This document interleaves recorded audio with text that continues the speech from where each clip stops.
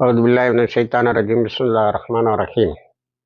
அன்பார்ந்த நேயர்களே, பலஸ்தீன் மீட்பு போர் 354வது நாளை அடைந்திருக்கிறது.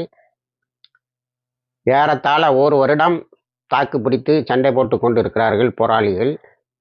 எவ்வளவு பெரிய முரட்டுத்தனமான ஒரு இராணுவத்தை அவர்கள் எதிர்கொள்கிறார்கள் என்பது இப்பொழுது அவர்கள் ஹிஸ்புல்லாவின் மீது நடத்துகின்ற அப்பாவி மக்கள் மீது பேரூத்தில் நடத்துகின்ற தாக்குதலில் இருந்து நீங்கள் அறிந்திருப்பீர்கள். 5000 குண்டுகளை போட்டோம், 500 வீடுகளை நாங்கள் சேதப்படுத்தினோம் என்பதுதான் அவர்களுடைய முழக்கம். இறந்தார்கள், இல்லாமல் இல்லை. 550 பேர் இதுவரைக்கும் ஷஹீதாய் இருக்கிறார்கள். 1850 பேர் லெபனானில் காயமடைந்திருக்கிறார்கள். இதில் 50 குழந்தைகளும் 94 பெண்களும் உண்டு. இதுதான் வீராதி வீர ராஜகம்பீர இஸ்ரேல் சாதிப்பது. ஆனால் நேற்று ஹிஸ்புல்லானுடைய தாக்குதல் இஸ்ரேலிய மீடியாக்களே சொல்லுகின்றன குவாலிட்டேட்டிவ் ஆபரேஷன் அல்லது அட்டாக். அதாவது அவர்கள் காரியபூர்வமான தாக்குதல்களை நடத்தி கொண்டிருக்கிறார்கள். முதல் தாக்குதல், நேற்று நடந்த முக்கியமான தாக்குதலில் மிகவும் முக்கியமானது, சதாத் என்ற ஒரு ஹைஃபாக்கு பக்கத்தில் உள்ள 12 கிலோமீட்டர் தூரத்தில் உள்ள ஒரு ரகசிய நேவல் மிஷன் யூனிட். இஸ்ரேல் அதை ஸ்பெஷல் நேவல் மிஷன் யூனிட் என்று சொல்லுகிறது. சிறப்பு கப்பல் படையினுடைய தளம் ஒளித்து வைத்திருந்தோம், அதை அடித்து விட்டார்கள். அது அத்லிட் பேஸ் சவுத் ஆஃப் ஹைஃபாவில் அமைந்திருக்கிறது. அதுக்கு அத்லிட் பேஸ் என்று பெயர். இந்த அத்லிட் பேஸை ஏற்கனவே தாக்கி இருக்கிறார்கள். இந்த இராணுவ தளத்தை ஏற்கனவே தாக்கி இருக்கிறார்கள். அடுத்து இது இஸ்ரேலிய ஆஃபீஸர்ஸோடைய, அதாவது இஸ்ரேலிய இராணுவத்தின் அதிகாரிகள் மற்றும் இராணுவத்தினருடைய ஹெட் குவார்ட்டர்ஸாகவும் தலைமை பீடமாகவும் இருந்திருக்கிறது. அதிகமான இராணுவ தளபதிகளும் இராணுவத்தினரும் அங்கே குடியிருந்திருக்கிறார்கள். அந்த தளத்தையும் தாக்கி இருக்கிறார்கள். எத்தனை பேர் இறந்தார்கள் என்பது நேற்று இஸ்ரேலில் நிறைய இழப்புகள். அதனால் ஒட்டுமொத்தமாக ஹியூமன் அண்ட் மெட்டீரியல் லாசஸ், மனித இழப்புகளையும் இராணுவ ரீதியான இழப்புகளையும் வெளியே சொல்லக்கூடாது என்று கடுமையான ஒரு சட்டத்தை இஸ்ரேல் பிறப்பித்திருக்கிறது. அடுத்தது, இந்த தளம் ஷஹத் என்ற இந்த தளம் மிகவும் இராணுவ முக்கியத்துவம் வாய்ந்தது மற்றும் எலைட் ஃபோர்ஸ் என்று சொல்லக்கூடிய புத்தி கூர்மையுள்ள ஒரு படை என்றும் அதிகமான பயிற்சிகளை பெற்ற படை என்றும் இஸ்ரேலிய மீடியாக்களை சொல்லுகிறது. அடுத்தது, இது ஃபர்ஸ்ட் லெவல் யூனிட். அதே போல பேசிக் ஸ்பை யூனிட், அதாவது அடிப்படையாக வேவு பார்க்கிற தளமும் இது. நீங்கள் ஊடகங்களை கவனித்தால் ஹிஸ்புல்லாவினுடைய தொடர் தாக்குதல் ஒரு தளத்தை அமைத்து வருகிறது. அது என்னவென்று சொன்னால், இஸ்ரேலுடைய எல்லா தளங்களையும், இராணுவ தளங்களையும், வேவு பார்க்கும் தளங்களையும் தாக்கி அழித்து விட வேண்டும். அப்படியானால் பின்னால் ஒரு பெரிய தாக்குதலை அவர்கள் திட்டமிடுகிறார்கள் என்று கருத்து. இதை எல்லா இராணுவ நோக்கர்களும் இஸ்ரேலில் எஸ்தக் பிரிக் போன்றவர்களும் தெளிவாக சொல்லுகிறார்கள். அவர்கள் தங்களுடைய கவலை அடிக்கடி சொல்லிவிட்டார்கள். நாம் அதில் நேரத்தை வீணாக்க விரும்பவில்லை. அடுத்தது, முதலில் சைரன் சத்தத்துக்கு பிறகுதான் இந்த தாக்குதல்கள்லாம் நடந்திருக்கிறது. இஸ்ரேலி மீடியா சொல்லுகிறது. ஹரஸ் என்ற பத்திரிகை நேற்று முழுக்க இஸ்ரேலினுடைய தோல்வியை எழுதி இருக்கிறது. அதற்கு ஒரு பெரிய கேக் ஆர்டர், பெரிய வாய்ப்பூட்டை போட்டு விட்டார்கள். அதாவது நெவி யாம் என்ற இடத்தை 5 வருடத்தில் முதலாக ஹிஸ்புல்லா தாக்குகிறது. இதிலிருந்து என்ன தெரிகிறது என்று சொன்னால், 5 வருடமாக ஹிஸ்புல்லா பல தாக்குதல்களை தொடர்ந்து நடத்தி கொண்டுதான் இருக்கிறது என்பது தெளிவாகிறது. அதுக்கு பிறகு இஸ்ரேலிய மீடியாக்களே சொல்லுகின்றது, இஸ்ரேலிய ஊடகங்களே சொல்லுகின்றன, greatest depth since the beginning of the war. இப்பொழுது ஹிஸ்புல்லா தாக்கி இருப்பது மிகவும் ஆழமான இஸ்ரேலின் பகுதிகளை தாக்குகிறது, யுத்தம் தொடங்கிய நாளில் இருந்து. அடுத்தது, அதை இஸ்ரேலிய மீடியாவே குவாலிட்டேட்டிவ் ஆபரேஷன் என்று சொல்லுகிறது என்பதை சொன்னேன். அடுத்து, bombing of the Samson base என்ற மிக முக்கியமான தளத்தை ஃபாதி 3, அதாவது ஃபாதி 1, 2 தான் இந்த டேவிட் ஏர்பேஸை அதே போல உள்ள இடங்களையும் தாக்கி தகர்த்து ஒன்றுமில்லாமல் ஆக்கியது. அதே போல் இப்போ ஃபாதி 3 அதிலிருந்து கொஞ்சம் இன்னும் வேகமாகவும் அதிக தூரம் செல்வதாகவும் தாக்கியிருக்கிறார்கள். அதில் சாம்சன் பேஸ் வந்து மிகவும் முக்கியமானது. ஃபர்ஸ்ட் டைம் இந்த ஃபாதி மிசிலை முதலாக அறிமுகப்படுத்துகிறார்கள். அதில் முதலாக ஒரு முக்கியமான தளத்தையும் தாக்கி விட்டார்கள் என்று சொல்லியிருக்கிறது. அடுத்தது அதே போல முக்கியமான டோடோ base, the headquarters of the northern region, வடக்கு பகுதியின் தலைநகர், இராணுவ தலைநகர் என்று கருதப்படக்கூடிய டோடோ பேஸை 50 ராக்கெட்டுகள் முதலில், தொடர்ந்து இன்னும் 40 ராக்கெட்டுகள், 90 ராக்கெட்டுகள் தொடர்ந்து தாக்கி இருக்கின்றன. அதோடு கசார் ஹெஸ்வி என்ற செட்டில்மெண்ட், இப்போ இஸ்ரேலிய ஹெஸ்புல்லா வந்து செட்டில்மெண்ட்களையும் தாக்க ஆரம்பித்து இருக்கிறது. ஆச்சரியமாக இருக்கிறது. ஹசன் நஸ்ருல்லா அவர்கள் தன்னுடைய தொடக்க முதல் நாள் உரையிலேயே சொன்னார், எதிரிகள் எந்த அளவுக்கு யுத்த விதிகளில் இருந்து அகன்று செல்வார்களோ அந்த அளவுக்கு நாமும் அகன்று செல்ல வாய்ப்பு இருக்கிறது என்பதை நாங்கள் கவனித்தல் கொள்வோம் என்று சொன்னார். அதை நான் உங்களுக்கு சொன்னேன். நீ அப்பாவியை கொன்றால் நாங்களும் அப்பாவியை கொள்கின்ற அந்த அதிகாரத்தை கையில் எடுக்க வேண்டியது வரும் என்று சொன்னார் என்பதை சொன்னேன். ஆனால் பின்னால் அவர் இடையே ஃபஹத் சுக்கூருக்கு ஃபேஸ் 1 என்ற தாக்குதலை நடத்தும் போது தெளிவாக நான் என்னுடைய படை வீரர்களுக்கு சொல்லியிருந்தேன், நீங்கள் எந்த அப்பாவிகளை, சிவிலியன் என்று சொல்லக்கூடிய பொதுமக்களையும் தாக்காமல் இராணுவ தளங்களை தாக்க வேண்டும் என்று சொல்லியிருந்தேன் என்பதையும் நானே சொன்னேன். ஆக இப்பொழுது செட்டில்மெண்ட்டுகளை தாக்கியிருக்காரு. செட்டில்மெண்ட்டுகள் என்று சொல்லக்கூடிய வந்தேரிகளின் குடியிருப்புகளை தாக்கி இருக்கிறார்கள். அந்த குடியிருப்புகளில் ஏற்பட்ட நஷ்டத்தை தெரிந்து கொள்ள முடியவில்லை. அதே போல இன்னொரு செட்டில்மெண்ட் ரோசான் பினா என்ற இன்னொரு வந்தேறுகளின் குடியிருப்பையும் தாக்கி இருக்கிறார்கள். அதே போல மெயின் வார்ஹவுஸ் சொல்லக்கூடிய நிர்மா என்ற இடத்தில் உள்ள நிரிம் என்ற இடத்தில் உள்ள இஸ்ரேலிய இராணுவ கிட்டங்கையும் தாக்கி இருக்கிறார்கள். இது அல்லாமல் ஒரு 40, 50, 300 ராக்கெட் நேற்று ராக்கெட்டுகளை ஏவி இருக்கிறார்கள். பல தளங்களை தாக்கி இருக்கிறார்கள். இவையெல்லாம் இஸ்ரேலிய மீடியா குவாலிட்டேட்டிவ் அட்டாக், அதாவது காரியார்த்தமான தாக்குதல் என்று சொன்னதால் இதை நாம் காட்சிப்படுத்தினோம். அதே போல கரோசிம் என்ற ஒரு வந்தேரிகளின் குடியிருப்பும் கெட்சாரிம் என்ற வந்தேரிகளின் குடியிருப்பும் தாக்கப்பட்டு இருக்கிறது. இந்த குடியிருப்புகள் வந்து இராணுவ தளங்களாக பயன்படுத்தப்படுகிறது என்ற ஒரு இதை சொல்லலாம். ஆனால் குடியிருப்புகள் தாக்கப்பட்டதில் நிறையவே நஷ்டம் இருக்கும். ஆனால் அல்மயாதினுடைய ஃபேஸ்புக்கே முடக்கி விட்டார்கள் என்று அல்மயாதின் நேற்று புகார் செய்து இருக்கிறது. அல்மயாதின் உட்பட அல் ஜசீரா உட்பட அந்த அலுவலகங்களை ரெய்டு பண்ணி அவற்றை எல்லாம் மூடிவிட்டார்கள். அதனால் அவர்களுக்கு ஏற்படுகின்ற நஷ்டங்களை வெளியிலே தெரியாமல் ஆக்குவதற்கும் அவர்கள் ஏற்படுத்துகின்ற நஷ்டத்தை காட்சிப்படுத்துவதற்கு, ஏற்கனவே வெஸ்டர்ன் மீடியா நமது பத்திரிகைகள் உட்பட எல்லாமே இஸ்ரேலுடைய அப்பாவி மக்களை கொலை செய்வது, இதை படை வீரர்களை கொலை செய்வது போல காட்டும். அதை நான் அடிக்கடி உங்களிடத்தில் சொல்லியிருக்கிறேன். இப்பொழுது ஒரு கம்ப்ளீட் பிளாக் அவுட். பெரிய பெரிய பத்திரிகைகள் 100 வருடம் 125 வருடங்களாக நாங்கள் இந்த பத்திரிகை துறையில் இருக்கிறோம் என்று தலைமுறையாக கொட்டை போட்டவர்கள் எல்லாம் கூட காசாவிலும் இஸ்ரேலிலும் தங்களுக்கு கரஸ்பாண்டன்ட் இருப்பதாக தெரியவில்லை. இன்னும் சில செய்தி நிறுவனங்கள் செய்தியை அப்படியே எடுத்து நடுகின்றன. அவை இஸ்ரேலுக்கு சாதகமான செய்திகளாக இருக்கின்றன.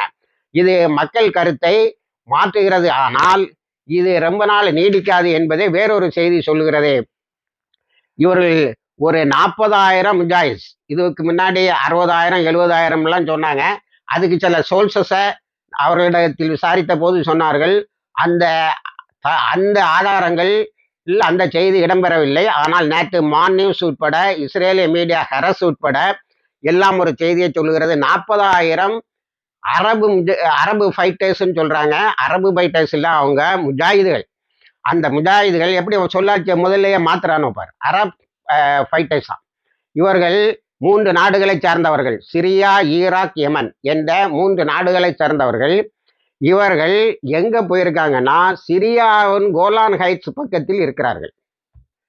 நான் இந்த 354 செய்தியிலும் உங்களுக்கு அவ்வப்போது ஒரு செய்தியை சொல்லி வந்தேன்.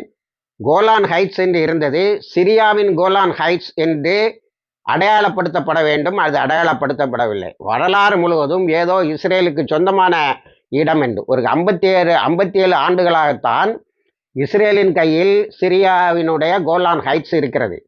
1967 யுத்தத்தில் பிடித்த கோலான் ஹைட்ஸ் இப்பொழுது ஹிஸ்புல்லானுடைய தொடர் தாக்குதல் கோலான் ஹைட்ஸில் உள்ள இஸ்ரேலிய தளங்களை அழித்து இருக்கிறது. இஸ்ரேல் அடிக்கடி தளங்களை புதிதாக கொண்டு வரும்போது, குறிப்பாக 91வது பட்டாலியனை மீண்டும் மீண்டும் கொண்டு வரும்போது அழித்தார்கள். இப்பொழுது இந்த 40,000 பேர் சிரியானுடைய கோலான் ஹைட்ஸுக்கு பக்கத்தில் இருக்கிறார்கள். ஒருவேளை இன்ஷா அல்லாஹ் அவர்கள் அந்த இடத்தை பிடிப்பார்கள் என்று சொன்னால் 57 ஆண்டுகளுக்கு பின்னால் ஒரு இடத்தை அவர்கள் மீட்டிருக்கிறார்கள் என்ற செய்தி வரும். ஏனென்று சொன்னால் அண்மை காலம் தொட்டே அது ஆக்குபைடு சிரியன் கோலான் ஹைட்ஸ் என்றும் சிரியாவுக்கு சொந்தமான கோலான் ஹைட்ஸ் என்றும் நாமும் சொல்லி வருகின்றோம், மற்றவர்களும் பேசி வருகின்றார்கள். இந்த 40,000 பேர் திருப்பி போறதற்காக வந்தவர்கள் அல்ல, ஷஹீதாகுவதற்கு வந்தவர்கள் தான். ஆகவே இவர்களில் பலர் இறக்கும்போது ஐயோ இஸ்ரேலின் கை ஓங்கி விட்டது என்று ஒப்பாரி தேவையில்லை. ஆனால் அவர்கள் ஹசன் நஸ்ருல்லா அவர்களுடைய உத்தரவுக்காக காத்திருப்பதாக சொல்லுகிறார்கள். அந்த உத்தரவு எப்போ வேண்டுமானாலும் வரலாம். இதை விளக்கமாக ஹெர்ஸ் போன்ற பத்திரிகைகள், யோஹாஹர்நாத் போன்ற பத்திரிகைகள் இஸ்ரேலுக்கு மூங்கில் அடித்தால் போல் அறிக்கைகளை விட்டதால், செய்திகளை போட்டதால், அவர்கள் இஸ்ரேல் என்ன சொல்லியிருக்கிறது என்று சொன்னால், நாங்கள் சிரியாவுக்குள்ளால் வேண்டுமானால் போகுவோம், டமாஸ்கஸுக்கு பாடம் கற்றுக் கொடுப்போம், இது போன்ற வேலைகளை வைத்துக் கொள்ளாதே என்று. சகோதரர்களை, ஆப்கானிஸ்தான் முஜாஹிதுகளின் தியாக வரலாறு என்ற ஒரு நூலை நான் எழுதியிருக்கிறேன். இதில் கம்யூனிச கூட்டு அணியை எப்படி அங்குள்ள முஜாஹிதுகள் வெற்றி பெற்றார்கள் என்பதை தெளிவுபடுத்துகின்ற மிக நீளமான நிகழ்ச்சிகளை குறிப்பிட்டு கூறக்கூடிய ஒரு புதினம் போல அமைந்த ஒரு நூல். அதற்கு முற்றாக தகவல்களை தந்தவர் சாண்டி கேல் என்ற ஒரு இராணுவ எழுத்தாளர். அவர் அங்கேயே தங்கியிருந்தார். அவரிடமிருந்து நிறைய தகவல்களை எடுத்து நாம் அதில் இடம்பெற செய்தோம். அதில் மிக முக்கியமாக என்னவென்று சொன்னால், கடைசி கட்டத்தில் சிரியாவில் இருந்துதான் 4,000 போராளிகள் வந்து அந்த ஆப்கானிஸ்தான் முஜாஹிதுகளுக்கு உதவி செய்தார்கள் என்று ஒரு வரலாறு. சிரியானுடைய இளைஞர்கள் எப்பொழுதுமே இந்த வீர மரணத்துக்கும் வீர போராட்டங்களுக்கும் ஜிஹாத் கான்செப்டுக்கும் ரொம்ப நெருக்கமானவர்கள். அவர்களில் பெரும்பகுதியினர் இப்பொழுது வந்திருக்கிறார்கள் என்பது குறிப்பிடத்தக்கது. இதுல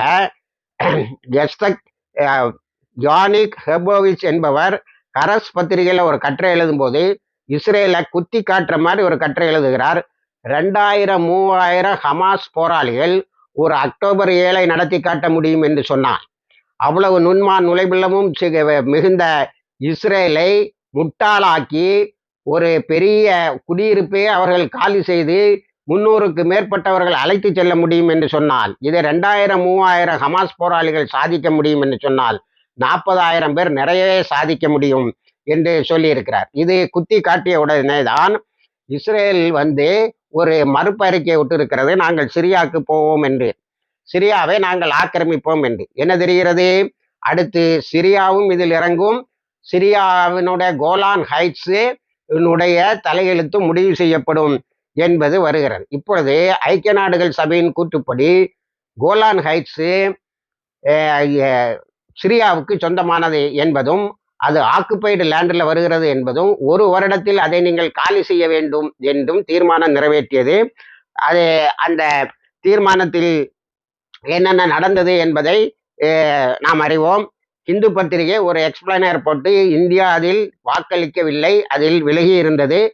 அதற்கு விளக்கம் சொல்லுகின்ற போது, இப்பொழுது நடக்கின்ற யூஎன் ஜெனரல் அசம்பிளி, இந்த குவாட் மீட்டிங், இதுக்கெல்லாம் போன போது நமது வெளிவிவகாரத்துறை அமைச்சகம் ஒரு ரீட் அவுட்டை கொடுத்திருக்கிறது. அதில் வேறு சில வார்த்தைகள் எங்களுக்கு பிடிக்காமல் இருந்தது, அதனால் தான் நாங்கள் அந்த இதில் வாக்களிக்கவில்லை என்றும், அப்பாஸை சந்தித்த பிரதமரும் அதே போன்ற ஒரு சொல்லாட்சியை பயன்படுத்தி இருக்கிறார். அதில் இருந்த வேறு சில வார்த்தைகள் எங்களுக்கு பிடிக்கவில்லை என்று. இப்பொழுது ஐக்கிய நாடுகள் சபையும் உலகம் முழுவதுமே ஒத்துக்கொண்ட 181 பேர் கலந்து கொண்ட ஐக்கிய நாடுகள் சபையில் 124 பேர் ஆதரவாக வாக்களித்தார்கள். அந்த கூற்றுப்படியும் ஒரு வருடத்தில் இஸ்ரேல் கோலான் ஹைட்ஸில் இருந்து வெளியில வரணும், அதற்குள்ளால் இவர்கள் மீட்டு விடுவார்கள். ஐக்கிய நாடுகள் சபையினுடைய எந்த தீர்மானத்தையும் இவ்வளவு தூரம் நம்ம பேசுவது நேர விரயம்தான். ஏனென்றால் அதுக்கு அந்த தீர்மானத்துக்கு பேரு நான் இம்ப்ளிமெண்டபிள், அதாவது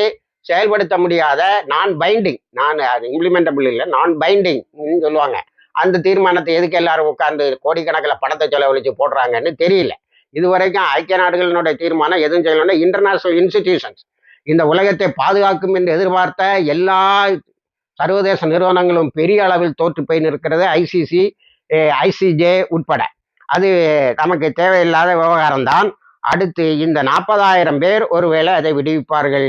அப்படியானால் இவர்களுக்கு கையில் இருந்து காசா முழுமையாக பறிபோனது போல கோலான் ஹைட்ஸும் பறிபோகும். அடுத்தது இஸ்ரேலினுடைய பக்கத்தில் இருந்து அவர்கள் அப்பாவிகளை கொலை செய்கிறார்கள். அது தொடர்ந்து நடந்து கொண்டே தான் இருக்கும். அந்த இந்த விடுதலை போரில் அவர்கள் ஷஹீதாகவும் தயாராக இருக்க லெபனான் மக்கள் ஷஹாதத்துக்கு மிகவும் நெருக்கமானவர்கள்.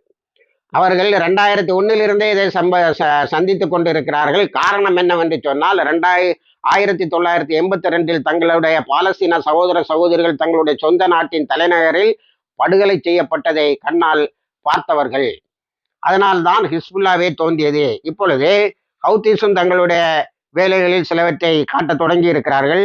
அதில் என்னவென்று சொன்னால், நேற்று USNS சொல்லக்கூடிய ரீஃபியூவலிங் அமெரிக்காவினுடைய கப்பல், அதாவது ஏதாவது கப்பலில் எண்ணெய் தீர்ந்து போச்சுன்னு சொன்னால், பெட்ரோல் தீர்ந்து போச்சுன்னா கொடுக்கறதுக்கு வரக்கூடிய ஒரு கப்பல், அப்ரஹாம் லிங்கன் ஃப்ளீட்டில், அப்ரஹாம் லிங்கன் சொல்லி ஒரு 100 கப்பலை வச்சிருப்பானு போல தெரியுது. அதற்கு எண்ணெய் கொடுக்க வந்த இந்த கப்பலை சவுதி அரேபியன் சீல வச்சு தாக்கியிருக்கிறாங்க.